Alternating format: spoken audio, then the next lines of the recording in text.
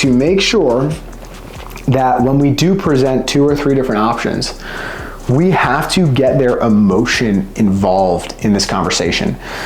People need a few things to buy. Number one is it's got to make sense logically, but also emotionally. If we can get them, because logically they're looking into it, they're interested in it. It makes sense because they're on the phone talking to you about it and giving you all this information. So they want information about it. It makes sense enough for that. But for them to make a decision on it, for them to actually do something, okay, we have to bring out more emotion. All right, I'm gonna just draw this out right here because this is so important. If we just view this as like, this will be when they're actually like the decision to move forward, okay? And then this is the amount of emotion, okay? If we do a really good job in the why section, we'll say this is an example of a yes, like they actually get the product, and then this is an example of the no. If you skip through the why section and you don't do a good job on it, this is the line of them saying yes. And let's just say you just get right here. You do a pretty okay job at it. You start to talk about what it's going to look like for the family to have to cover the expenses, to come out of pocket, and you just barely scrape over the top of that.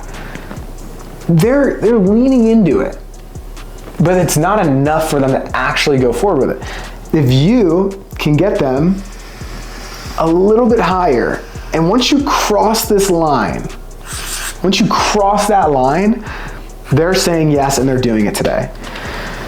And you almost want to get them in a position where they're saying, man, well, I mean, that's really why I'm on the phone with you today, when you're asking all your why questions. And so in the why section, you need to talk about a few things, but you need to get deep enough in their emotional situation about why they want to do this, where it crosses this line. And the line's different for everybody, and you don't actually know exactly where it is, which is the hard part about sales, because you're asking, you're digging, you're going layer deeper, and they're basically leaning in more and telling you more, and they're sharing their situation with you. And it might seem like they are, but I would recommend just always asking an extra question,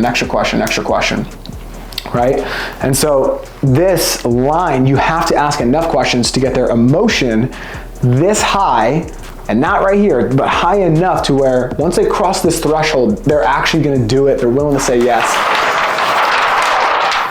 And so in that why section, you have to talk about, I always say, okay, who's gonna be the one left to handle your affairs? Who's gonna be the one to take over the mortgage? Who's gonna be the one to start to have to worry about the funeral process?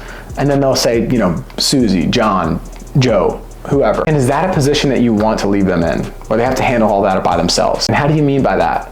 Well, I don't want them to have to worry about that because maybe I went through that, or they start to open up their situation. And what would you want that situation to look like for them? Well, I would want them to not have to worry about any of the finances.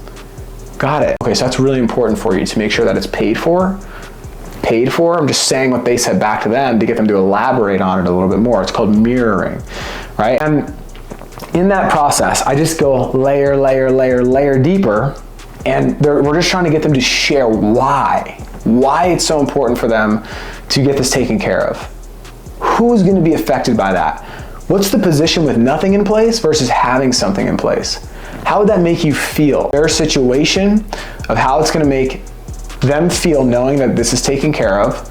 You can also talk about fear of loss, okay, which is important because if it's mortgage protection, you talk about the equity that they've built up in their home and how the bank can foreclose on that house and take back the equity. But with a plan in place, that wouldn't be able to happen because they'll have the money. So with nothing in place, all that equity could go back to the bank. That brings their emotional level into the conversation. They're like, I just made all these mortgage payments the last 15 years.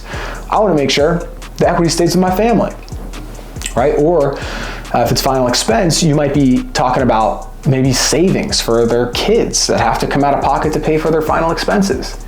Like, you have to kind of talk about the beneficiary situation, emotionally why this is important to them, what position they want them in, what's the position with nothing in place.